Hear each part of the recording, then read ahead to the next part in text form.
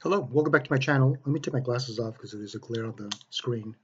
Um, this video is going to be kind of like in the same vein as the previous video. I'm going to discuss religion in this one. And I know that a lot of you, um, most of the comments that I've received appear to be from atheists. And a lot of you make some arguments, and I want to address them. Let me say up front that I appreciate all the comments that you leave. In the end, we're all searching for, the truth. We all want to know, um, and we want something that we have confidence is the truth. I want to start off by a quote that because somebody mentioned something here, and let me see if I can pull it up real quickly on my phone here. It had to do with religion, and here's the quote. This is Martha v. 4654. How about all the anguish that accompanies trying to live a Christian life that makes no sense? I dropped the faith illusion after 70 years and feel greatly relieved. I have a very close friend of mine, Wendy, who tells me also that she feels so much better now that she doesn't identify as Christian and she doesn't follow the tenets of Christianity. What's ironic is that she's the reason that I'm a Christian, and she's the reason that, in fact, I'm a devout Catholic.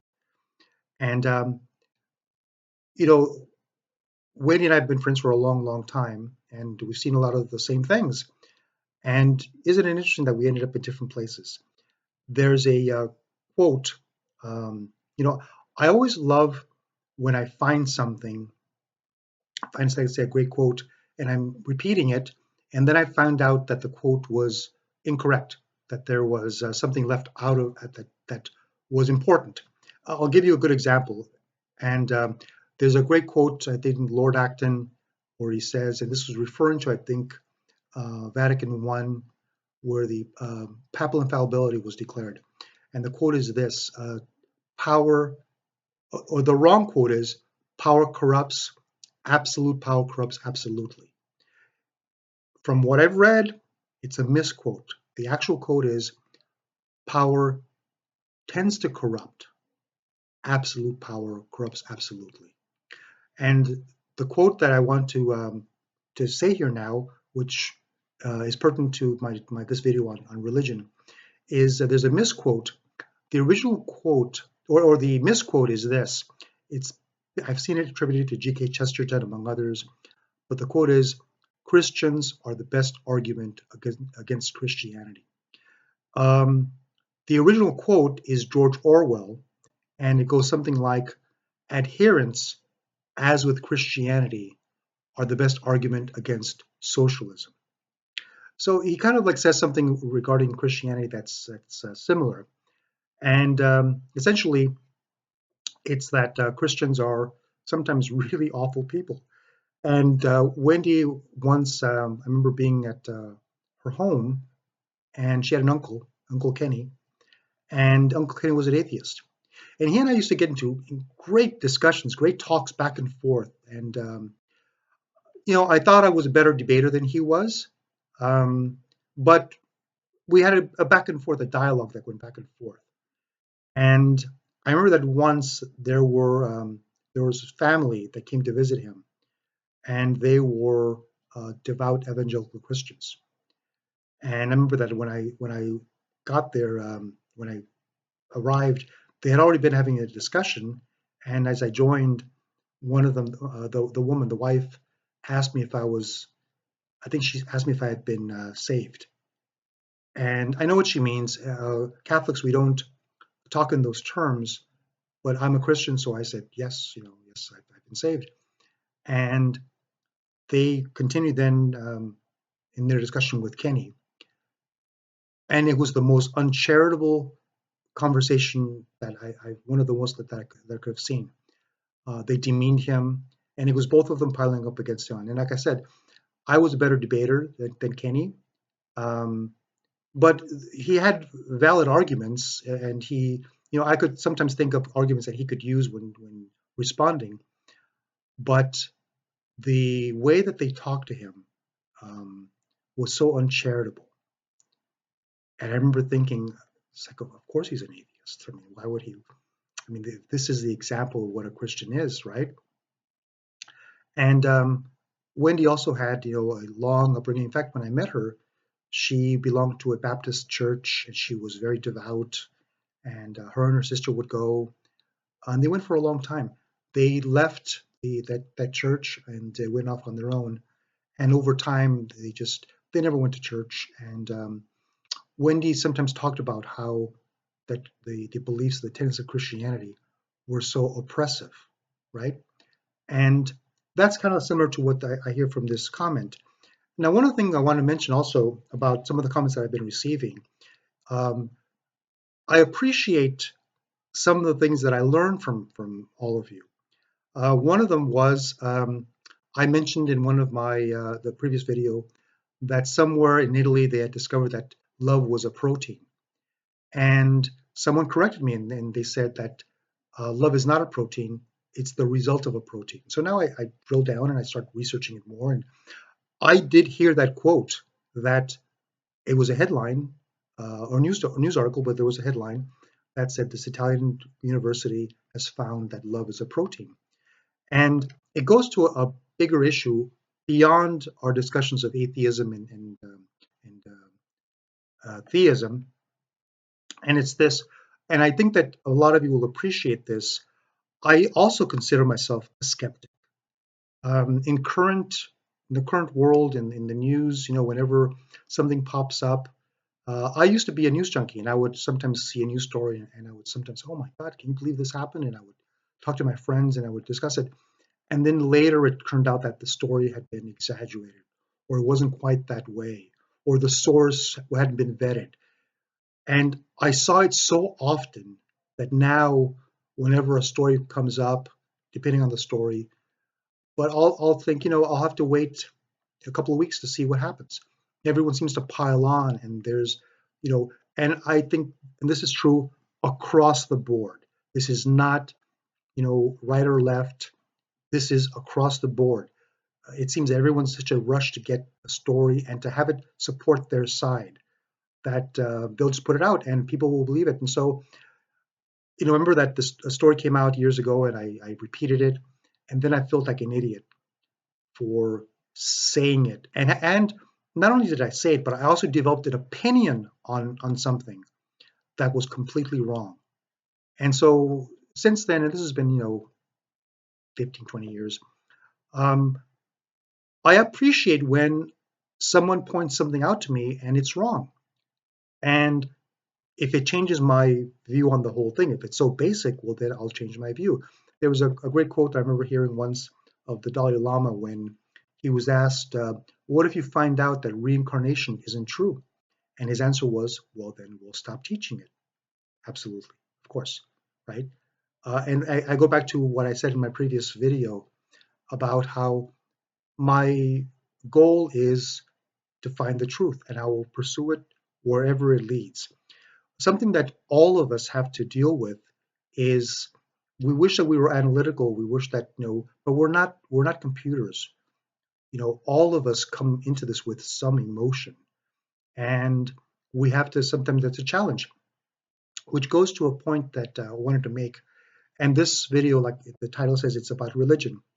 And sometimes I hear people that'll say, so this is you've made it past atheism. And I know some of you will not like this, but many times I see some atheists,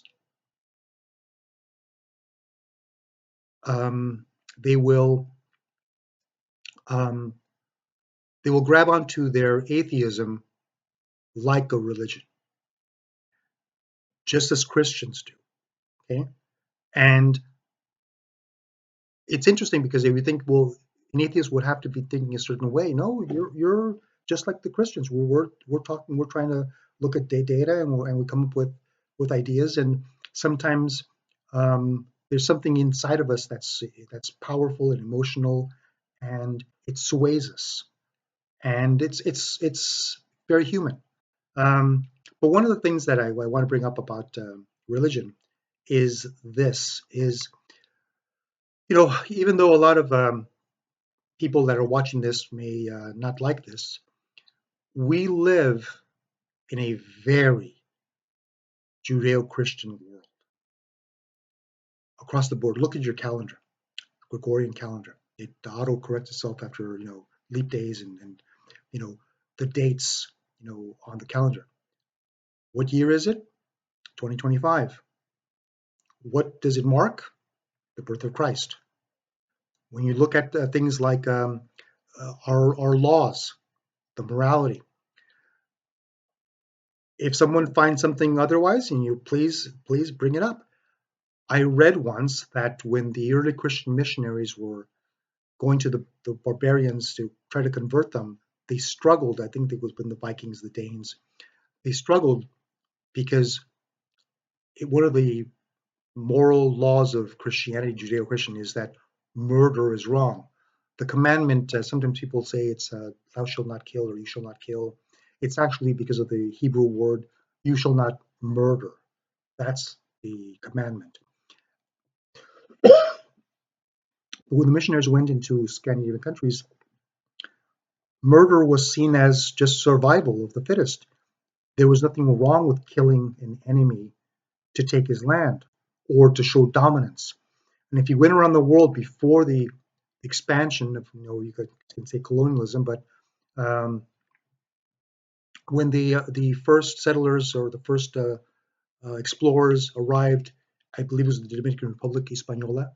They met some indigenous people, and the indigenous people were fighting the guys on the other side of the island that were cannibals. When they arrived on the continent, on Mexico, the Aztecs practiced human sacrifices.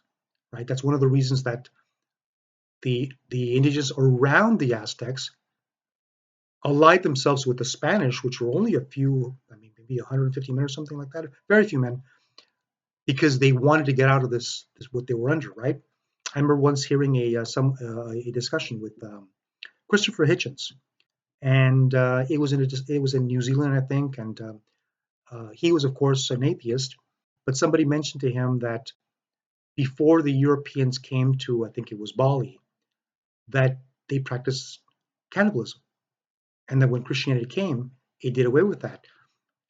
You know, so you'd have to it's a challenge, and you may have a hard time defending the laws against murder. Those of us that argue for God argue for a uniform morality, and of course, he has all the Bible, God revealed Himself and to inspire these writers, and so that's where the Bible comes from. That's where we believe the Bible comes from. But that was not something that was common in a lot of places. You know, our nature is not to build these societies. Our natures are very animalistic, and our natures are to look at the gladiators in Rome, right? They killed each other, and that was entertainment. Later, it was found to be wrong. Now, has Christianity made some horrible things along the way? Yes, it has, of course. Some of them are exaggerated, and some of them are not. Some of them are legitimate.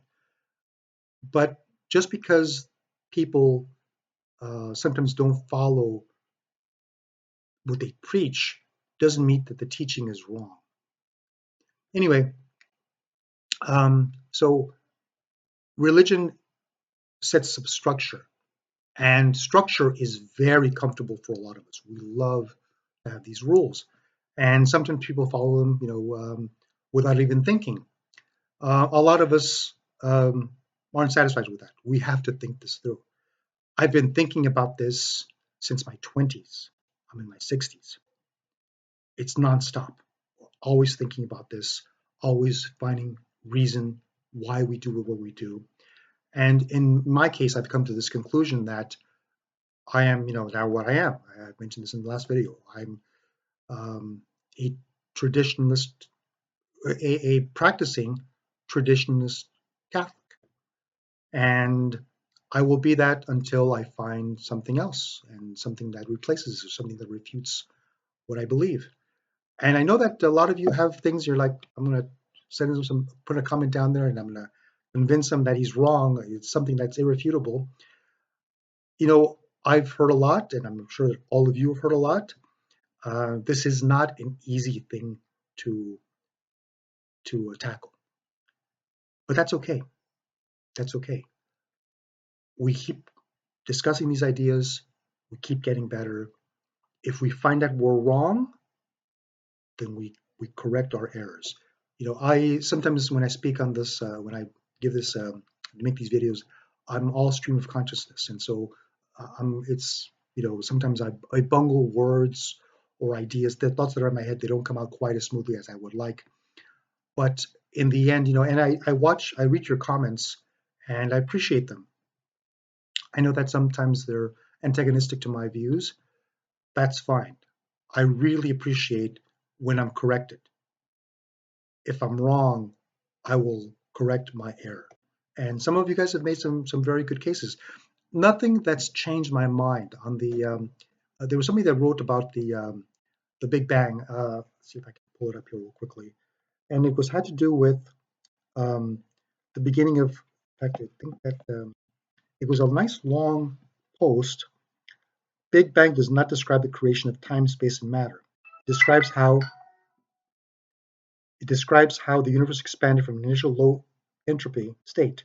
This is a rather common talking point in apologetics, so it'd be interesting how you learned it. The Big Bang does not describe the creation of time, space, and matter. I would challenge you on that. I think that it does. The Big Bang, and there are a lot of things that happened along the way. Um, the Big Bang, he's absolutely right about entropy, but that is where things began. And we've all heard this, right? That if it didn't happen exactly the right way, hydrogen would have either bonded with all the other hydrogen atoms, or they never would have bonded with anything, and nothing would have come into existence. And so, you know, but I will discuss it more, and I'll look into it more. You know, this is very valid point. Obviously, this is well thought out. Obviously, this is research has been done, and I have to. I'm going to investigate it. One thing that I wanted to bring up here, and I know this is about religion, but um, when you mentioned the Big Bang, and I think I commented back on the one about protein and this one that I would respond. Um, you know, I happen not to believe that there is intelligent alien life out there. Richard Dawkins, when he's trying to explain life on the planet, has stated that, and if I'm wrong, please correct me on this, but that maybe it was brought here by alien life. Okay, there's no evidence. He's only speculating, and I don't know what the context of that might have been. But of course, it's brought up, and this is one place where maybe it was presented to me incorrectly. But my understanding is that there was the Big Bang, and then there was, you know, everything exploded, and all of a sudden there stars are formed, and then there are planets that are going around captured in gravity, and or maybe a result of the explosions of stars, they were caught up in in an orbit, and one of them was one of them was our star, and the planet started to go around it, and there's some very interesting things about the orbits and how they go around, and how did the moon get caught in our orbit. Um, but one thing that happened is that from that explosion, there were all these rocks, all these you know things in outer space, quasars and so on, and nebulas, and we have this one sun, and the sun has this planet that's the perfect distance away from it to support life. It doesn't get too hot, too cold. There's moderation. There are gases on here that I guess they're being held with by gravity. I mean, you guys can let me know. But something that happened is that as this gunk that was on this planet, Earth, there happened to be a moon going around it, and that moon created, was it waves or tides? I'm not sure which is which, or which one it was. But that churned this prehistoric stew that at some point created basic proteins. Okay, but then where did abiogenesis come in? And those that don't know, it's how do we go from a rock to a plant? And we don't know. I mean, we know that it happened, but we don't know. It just happened at some point. At some point, maybe we'll get an explanation, maybe something, but that happened. And then that life that appeared, we got plants and we got animals and different single cell creatures, right? Eventually, those became, I guess, fish first, and then creatures that walked on land. The progression and of course, this took, I think that the universe is 13.8 billion years, and the Earth, I believe, is 4.5 billion years. So from 13.8 billion years through to when there was like nothing happening there was no Earth, to when the Earth existed, what is that, almost 9 billion years later, all of a sudden now there's an Earth, and then that Earth has this stew that's churning, and then the proteins come along, then the single cell animals come along, or we get abiogenesis, then the animals come along, and then we get creatures on the Earth, and the dinosaurs, and the fossil record shows everything that was running around. There was, I think, something called the Cambrian explosion, which a lot of, I guess they would be like people that believe in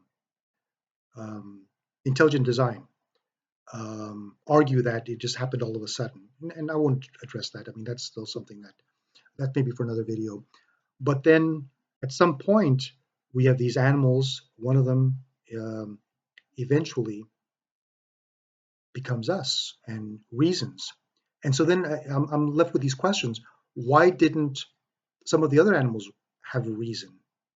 And if what I've read is correct, that everything happened in this order, that for it to happen just seemed to be, and with the perfect timing, it happened just right. It happened as if by design, okay? And even Christopher Hitchens would argue, or he would say that to him that was the best argument, okay, for God. Now, one of the things that he also brought up, which I thought was interesting, and maybe some of you can comment on this, is one of the things that he said he did not believe in God is, if there is a God, why is there so much suffering? And that's interesting to me, because that I infer from that he was struggling with this also, and maybe it was more of an emotional thing for him, or at some level emotional. Anyway, now why I don't think there's intelligent life somewhere else is because this sort of would have happened perfectly somewhere else also. And there may be another planet that's churning, but would it give birth to life at all? You'd have to have the exact right distances and the right same temperatures. The Earth would have to go around in its 24-hour, which would be, I think it was a lot less before, or a lot more before, which it used to spin faster. All these things would have to line up perfectly. And even if there are a gazillion planets out there, the probability, I believe, would be very low. And I think I've seen some numbers. I mean, the numbers I know have been from sources that have a bias.